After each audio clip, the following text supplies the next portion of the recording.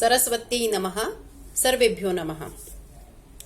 प्रिय विद्यार्थियों, पातंजल योग सूत्र की इस कक्षा में गत दिन आपने प्रथम सूत्र का व्याख्यान देखा और मैं ऐसी आशा करती हूं कि आपने उस सूत्र में निहित जो विशेष अर्थ हैं उन्हें उचित प्रकार से जान लिया है। और सामान्य रूप से तो सूत्र संक्षेप में कहे ही जाते हैं, सूत्र की परिभाषा ही यही है, तो एक पंक्ति में भी हम सूत्र का अर्थ कर सकते हैं। किंतु जैसा मैंने आपको प्रथम दिन ही कहा था कि हम प्रयत्न करेंगे कि इन सूत्रों में जो निहित गूढ़ार्थ है वह जो अन्य टीकाओं में, भाष्यों में दिखाई देता है, हम उसे जानने का प्रयत्न इस कक्षा में करेंगे। तो उसी तरीके से हम इन व्याख्यानों की श्रृंखला को आगे बढ़ा रहे हैं। तो आज हम द्वितीय सूत्र का व्याख्यान देखते हैं। तो जैसा आपने प्रथम सूत्र में जाना कि योग द्विविध है, संप्रज्ञात और असंप्रज्ञात। अब उस द्विविध योग का लक्षण करने के उद्देश्य से अगला सूत्र पतंजलि प्रस्तुत करते हैं। वह सूत्र है योगश्चित्त वृत्ति निरोधः। आप में से कई लोग इसे जानते हैं, उन्हें स्मरण है और यही योग की परिभाषा है, ऐसा उन्हें ज्ञान है। तो सामान्य रूप से इसका अर्थ क्या है? हम आधी पंक्ति में इसका अर्थ कह सकते हैं योग चित्त वृत्तियों का निरोध है। अब हम विशेष रूप से अर्थ जानने के लिए सर्वप्रथम इस सूत्र में आए हुए शब्दों को देखेंगे। तो सूत्र में कितने पद हैं, कितने शब्द हैं? योग, चित्त, वृत्ति और निरोध। इस तरह से 4 शब्द हम यहां देखते हैं। तो आपने योग शब्द का तात्पर्य जान लिया है कि संप्रज्ञात और असंप्रज्ञात, इस तरह से द्विविध योग है। अब हम जानते हैं कि यह चित्त क्या है, वृत्ति क्या है और निरोध क्या है। तो चित्त की बात करते हैं तो अंतःकरण सामान्य ही चित्त है। अन्य दर्शनों में देखेंगे हम तो अंतःकरण के भेद भी कहे गए हैं। जैसे कि वेदांत में आप जाएं तो वहां मन, बुद्धि, चित्त और अहंकार, इस तरह से 4 भेद चित्त के या अंतःकरण के कहे गए हैं। अब सांख्य में जब हम देखते हैं तो वहां पर 3 भेद कहे हैं, मन, बुद्धि और अहंकार। तो इस तरह से अंतःकरण त्रिविध भी दिखाई दे रहा है, चतुर्विध भी दिखाई दे रहा है। लेकिन चूंकि सांख्य और योग इनका समान तंत्र है और जो सांख्य में कहे गए सिद्धांत है वह योग को अभिमत है, तो इसीलिए यहां भी 3 भेद हैं। किंतु जब इन तीनों भेदों को किसी एक वाचक या एक साधारण नाम की अपेक्षा होती है तो मुनि पतंजलि उसके लिए एक पद का प्रयोग करते हैं और वह है चित्त। तो आप क्या समझे? योग की दृष्टि में चित्त क्या है? अंतःकरण सामान्य। अभी आप में से जो विद्यार्थी इस समय सांख्य शास्त्र की कक्षा में भी उपस्थित रहते हैं और वहां सांख्य कारिका का भी अध्ययन कर रहे हैं, तो वे इस बात को तत्काल ही समझ गए होंगे कि हमने वहां पर 3 अंतःकरण के भेद पढ़े और बाह्यकरण के विषय में भी जाना। तो जो बाह्य इंद्रियां हैं उनकी हम बात नहीं कर रहे हैं, अंतःकरण की बात कर रहे हैं। तो ये हैं 3, मन, बुद्धि और अहंकार। किंतु योग में इन तीनों को एक नाम से कहा गया है, एक संज्ञा दी गई है जिसमें ये तीनों सन्निहित हो जाते हैं और वह संज्ञा क्या है? चित्त। तो योग की दृष्टि से अंतःकरण सामान्य ही चित्त है, इतना आपको स्मरण करना है। और ये जो 4 भेद कहें ये अंतःकरण के ही भेद है। ठीक है। अब वृत्ति शब्द का अर्थ हम देखते हैं। तो ये जो चित्त है ये जिस जिस स्थिति में या जिस जिस रूप में रहता है, परिणत होता रहता है, वे सभी स्थितियां चित्त की वृत्तियां हैं। क्योंकि जिस रीति या विधा से रहा जाता है, रहने की वह रीति ही वृत्ति कहलाती है। वर्तते अनया इति वृत्तिः।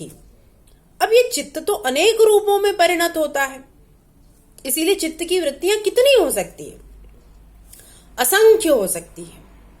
लेकिन सत्व, रज और तम इन त्रिगुणों के प्राधान्य के अनुसार इनका विभाजन मुख्यतः 3 श्रेणियों में किया गया: सात्विक, राजस और तामस वृत्ति।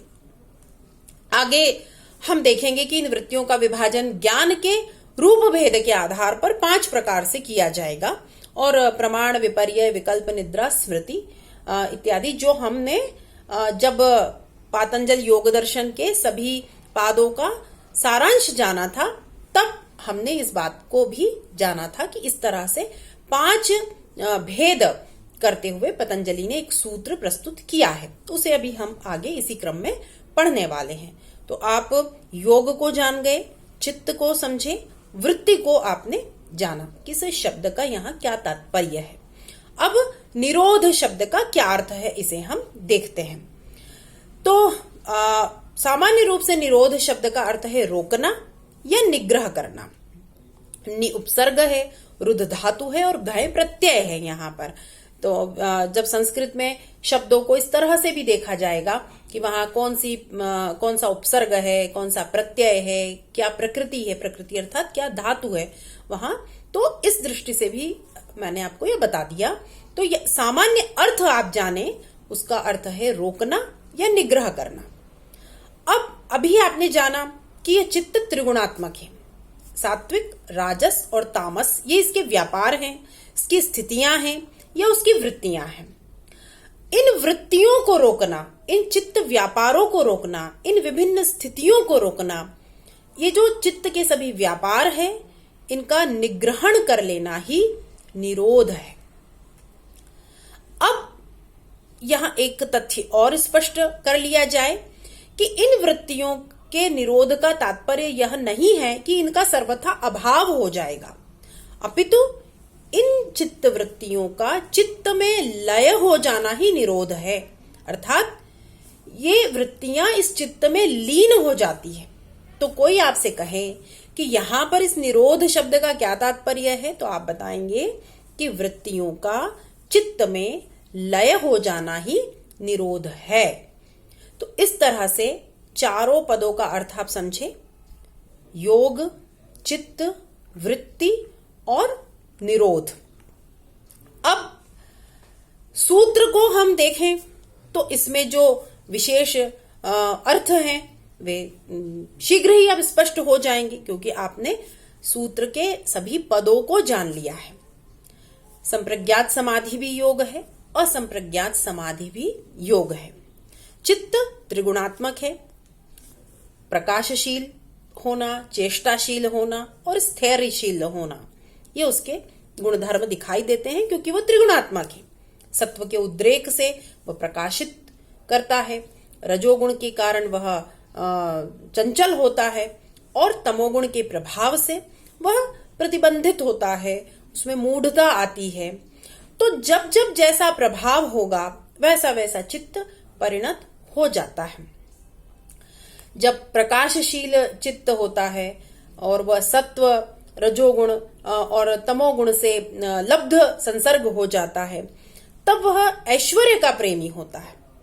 और जब तमोगुण से अधिक प्रभावित हो जाता है, तो वह अधर्म, अज्ञान, अनैश्वर्य और अवैराग्य की तरफ चला जाता है। हमने देखा है बुद्धि के 8 जो भाव है, भेद हैं, वो सांख्य कारिका में बड़े ही स्पष्ट रूप से कहे हैं, जो धर्म, अधर्म, वैराग्य, अवैराग्य, ऐश्वर्य, अनैश्वर्य इत्यादि के विषय में हमने जाना है। और जब यही चित्त तमोगुण जन्य मोह के आवरण से रहित होता है और सत्व के उद्रेक से प्रकाशित होता है और रजोगुण की मात्रा से स्पृष्ट हो जाता है, तब धर्म, ज्ञान, वैराग्य और ऐश्वर्य की ओर आकृष्ट हो जाता है। और यही चित्त जब रजोगुण की मात्रा रूपी इस मल के संपर्क से रहित हो जाता है, तब अपने शुद्ध अर्थात सात्विक रूप में प्रतिष्ठित हो जाता है।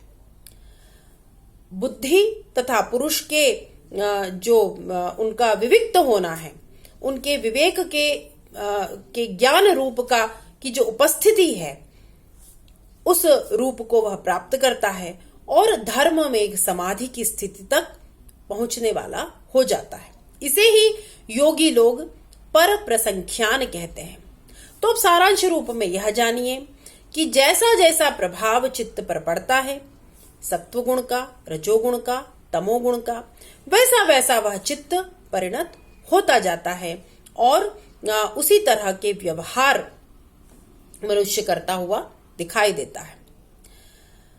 अब यह जो विवेक ख्याति है, यह भी जब निरुद्ध हो जाती है और यह पूर्ण निरोध की जब अवस्था प्राप्त हो जाती है, तब निर्बीज समाधि की स्थिति होती है। और इसके पूर्व की जो स्थिति है, जब सत्व का उद्रेक है, सात्विक वृत्तियां अवशिष्ट हैं, तब तो वह संप्रज्ञात योग की स्थिति रहती है, जिसके 4 जो भेद हैं उसके विषय में हमने गत कक्षा में जाना था। तो इस तरह से यह सबीज और निर्बीज समाधि योग की श्रेणी में आती है। सबीज अर्थात संप्रज्ञात समाधि और निर्बीज अर्थात असंप्रज्ञात समाधि। तो इस प्रकार से आपको यह स्पष्ट हुआ कि यह जो जिसका हम कह रहे हैं, जिसके विषय में चित्त वृत्ति निरोध इस तरह का जिसका लक्षण है, वह योग कैसा है? वह योग द्विविध है, संप्रज्ञात और असंप्रज्ञात के भेद से। ठीक है, इतना विषय आपको स्पष्ट हुआ।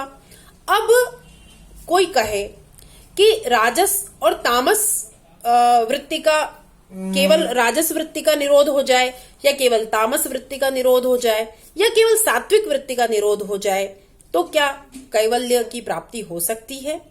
तो ऐसा नहीं है, क्योंकि यदि राजस वृत्ति का निरोध हुआ है, तब भी तामस और सात्विक वृत्तियां तो बनी हुई हैं। सात्विक और राजस वृत्तियों का निरोध हुआ है तो तामस वृत्ति बनी हुई है। तो इस तरह से एक भी वृत्ति का बने रहने पर योग की जो स्थिति है वह नहीं होती, कैवल्य की स्थिति नहीं होती। हाँ, जब केवल सात्विक वृत्ति निर्बाध रूप से उदित होती है, तब विवेक ख्याति संभव है, कैवल्य प्राप्त होगा, इस तरह का एक निश्चय हो जाता है। तो उस स्थिति को संप्रज्ञात समाधि कहा गया है, जो चित्त की अवस्था है, एकाग्र अवस्था, जिसके बारे में आप चित्त भूमि के विषय में जानेंगे। और जब सभी वृत्तियों का निरोध हो जाता है, अर्थात राजस और तामस तो निरुद्ध हो ही गई हैं, लेकिन सात्विक वृत्ति का भी निरोध हो जाता है, तो वह तो योग है ही, क्योंकि उस दशा में तो कैवल्य निश्चित रूप से प्राप्त होगा ही। तो इस प्रकार वही चित्त वृत्ति निरोध योग हो सकता है, जिसमें दृष्टा अर्थात पुरुष की अपने स्वरूप में अवस्थिति हो सके, क्योंकि आगे सूत्र कहा जाने वाला है, तदा द्रष्टुः स्वरूपे अवस्थानम। तो हर अवस्था योग नहीं है, यह बात मैंने आपको पहले दिन भी स्पष्ट की थी कि जो चित्त की मूढ़, क्षिप्त और विक्षिप्त भूमियां हैं, वहां भी जो है वो समाधि हो सकती है, किंतु वो जो समाधि है वह योग की श्रेणी में नहीं आएगी, क्योंकि वहां चित्त वृत्तियों का निरोध नहीं होगा। तो इसीलिए क्या कहा कि वही चित्त वृत्ति निरोध योग है, जिसमें दृष्टा अर्थात पुरुष की अपने स्वरूप में अवस्थिति या प्रतिष्ठा हो सकती है, जहां कैवल्य निश्चित हो सकता है।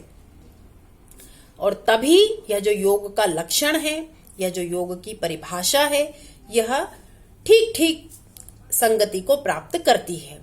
तो योगः चित्तवृत्ति निरोधः, इसमें योग क्या है? संप्रज्ञात और असंप्रज्ञात योग। चित्त क्या है? तो आपने देखा कि किस तरह से त्रिगुणात्मक चित्त होता है। और वृत्ति क्या है? तो चित्त इन त्रिगुणों के प्रभाव से विभिन्न विषयों में जाता है, संपृक्त होता है, और उसके ही आकार का वह हो जाता है, वैसा ही उसका स्वरूप हो जाता है। इन चित्त की वृत्तियों का, स्थितियों का, व्यापारों का निग्रहण, उन्हें रोकना ही निरोध है। और यह जो स्थिति है, चित्त वृत्ति निरोध जिसका लक्षण है, वह योग द्विविध है, संप्रज्ञात और असंप्रज्ञात के भेद से। यह स्थिति जब प्राप्त होती है तब क्या होता है वह अगले सूत्र में कहा जाने वाला है कि तदा दृष्टुः स्वरूपे अवस्थानम। और जो एक और तथ्य मैंने आपको स्पष्ट किया कि कोई भी एक या दो वृत्ति, राजस या सात्विक, तामस या सात्विक, या राजस या तामस या सात्विक, इस तरह से यदि वृत्ति का निरोध होता है तब तो दृष्टा का अपने स्वरूप में अवस्थान संभव नहीं होगा। इसीलिए क्या स्पष्ट हुआ कि सात्विक वृत्ति के रहने पर भी, राजस और तामस वृत्तियों का निरोध हो जाने पर भी एक प्रकार का ही योग होगा। वह क्या है? संप्रज्ञात योग, सबीज समाधि। क्योंकि अभी भी सात्विक वृत्ति का निरोध नहीं हुआ है। हाँ, किंतु यह एक उत्कृष्ट अवस्था है जिसमें कैवल्य की प्राप्ति निश्चित हो गई है। अब जब इस सात्विक वृत्ति का भी निरोध हो जाएगा तो दूसरे प्रकार का योग होता है जो कि उत्कर्ष है। योग शास्त्र के दृष्टि में उसे असंप्रज्ञात योग कहा गया है। इन दो के अतिरिक्त और किसी वृत्ति निरोध को हम योग नहीं कहेंगे, ऐसा पतंजलि मुनि यहाँ स्पष्ट कर देना चाहते हैं। तो हमने इस सूत्र का व्याख्यान अत्यंत विस्तार से समझा और अब इस सूत्र के व्याख्यान से जो आप जिस तथ्य को समझ पाए हैं उसका परिणाम क्या होता है वह अगले सूत्र में हम देखेंगे कि जब चित्त की ऐसी अवस्था हो जाती है और सभी विषयों का अभाव हो गया है, वृत्तियों से शून्य चित्त हो गया है, तब क्या हो जाएगा? तब वह जो पुरुष है उसका स्वरूप जो है वो भिन्न हो जाएगा। उसी को हम अगले सूत्र में अगली कक्षा में देखते हैं। सभी को बहुत बहुत धन्यवाद।